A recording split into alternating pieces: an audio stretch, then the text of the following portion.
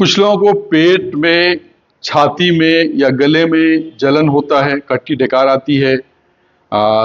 तो आप समझ लें ये एसिड रिफ्लक्स यानी जीआरडी या हाइपर एसिडिटी का लक्षण हो सकता है।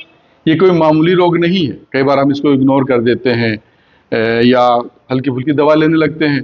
लेकिन अगर ये बीमारी बढ़ती चली गई, हमने इसका प्रॉपर ट्रीटमेंट नहीं कराया और प्रिकॉशन नहीं लिया, खाने पीने का प्रॉपर परहेज नहीं किया, तो ये बीमारी काफ़ी खतरनाक हो सकती है। इसकी वजह से दूसरी कई सारी बीमारियां हो सकती हैं, जिसमें मुंह में छाले होना, स्किन से रिलेटेड प्रॉब्लम है, हेयर फॉल है, बालों का टूटना, बालों का असमय सफ़ेद होना। इसके अलावा जो दूसरी परेशानी होती है, खासकर जो मेल्स में होती है, मर्दों में जो होती है, वो पेशाब के बाद चिपचिपा या पेशाब वैसे ही पेशाब के रास्ते चिपचिपाहट का निकलना। महिलाओं औरतों में ल्यूकोरिया यानी सफ़ेद पानी की समस्या होने लगती है। साथ ही इसमें गले में खराश आना या कई बार बलगम भी आने लगता है। तो ये कई सारी परेशानी का कारण ये एसिडिटी जो है, हाइपर एसिडिटी हो सकता है। तो इसलिए इस बात का ध्यान रखना है कि इसको आप हल्के में ना लें। कई बार तो ये भी देखा गया है कि अगर ये बीमारी पुरानी होने लगती है तो पेप्टिक अल्सर, गैस्ट्रिक अल्सर जैसी बीमारियां भी होने लगती हैं। इसके अलावा भी ब्लीडिंग है, ब्लीडिंग पाइल्स वगैरह है, या ब्लड से रिलेटेड दूसरी परेशानी भी होने लगती है। तो इसको अच्छी तरह ध्यान रखना है। अब ये रोग होता क्यों है, इसको समझना है कि रोग का कारण तो हमारा लाइफ स्टाइल है, खान पान है। कई बार ऐसी चीज़ों का हम इस्तेमाल करते हैं, जैसे चाय कॉफ़ी है, इनका ज़्यादा इस्तेमाल करना, तली भुनी चीज़ें, खट्टी चीज़ें, junk food, fast food, packed food.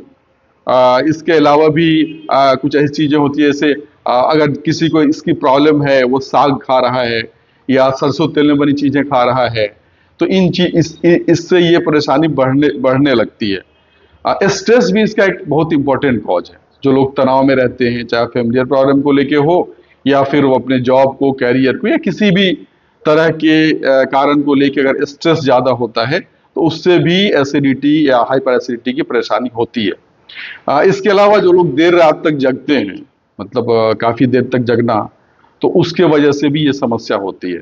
तो ये कई सारे कारण हैं, और भी बहुत सारे कारण हैं, लेकिन ये मुख्य कारण मैंने आपको बताया। अब इसके लिए हमें करना क्या चाहिए? तो कुछ चीज़ों का, जो चीज़ें हमने बताई जिसकी वजह से ये परेशानी होती है, उन चीज़ों को छोड़ देना। जैसे गर्म तासीर की चीज़ें छोड़ देना। खासकर वैसे लोग जो लोग पित्तस प्रकृति के होते हैं, या हम कह सकते हैं कि सफरावी मिजाज के होते हैं, वो अगर थोड़ा बहुत भी इधर उधर करते हैं तो उनको ये परेशानी ज़्यादा होने लगती है। अगर बलगमी है तो वो गर्म चीज़ें खाते हैं तो थोड़ा बहुत इधर उधर चल जाता है।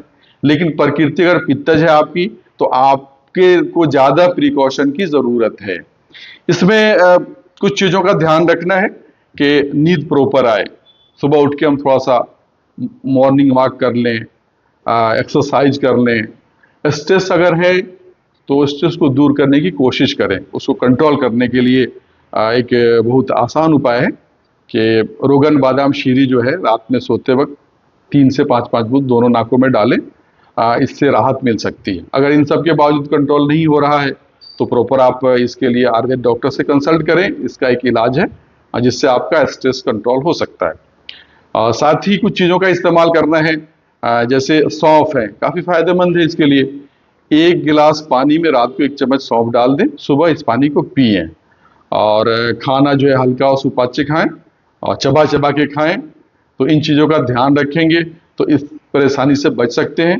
फिर भी अगर आपकी परेशानी बढ़ रही है या कंट्रोल नहीं हो रही है, तो ज़रूरी है कि आप किसी क्वालिफाइड आयुर्वेदिक डॉक्टर से प्रॉपर कंसल्टेशन लें, प्रॉपर कंसल्ट करें और इस बीमारी के कारण का इलाज कराएं। कारण क्या है, ये आपका डॉक्टर बताएगा कि आपको किन चीज़ों की वजह से परेशानी हो रही है, आपको क्या लेना है, अपने लाइफ स्टाइल को कैसे बदलना है, और आपको क्या खाना है, क्या नहीं खाना है, दवा कैसे और कितने समय तक लेना है।